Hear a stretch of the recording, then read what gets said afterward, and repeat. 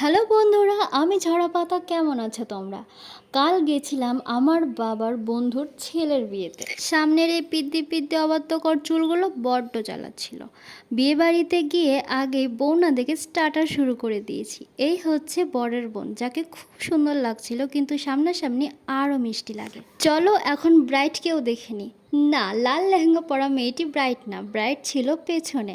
কেমন লাগছে জানিও, ব্রাইডকে না আমাকে, কারণ ব্রাইড এমনিতেই খুব সুন্দর। আচ্ছা চলো, দুজনকে কেমন লাগছিল অবশ্যই জানিও। এরকম কিছু প্রাণী বিনা নিমন্ত্রণে আমার লাইফেও চলে আসে আর এসে নিজেদের নাক গলাতে থাকে। চলো ছাড়ো এসব কথা, খাওয়া দাওয়ায় যাওয়া যাক। তো প্রথমেই দিয়েছিল আমাদের টিস্যু পেপার, লেবু, স্যালাড। এরপর দিয়েছিল নান, তার সাথে ছিল চানা মশলা, যেটা খেতে খুবই টেস্টি ছিল।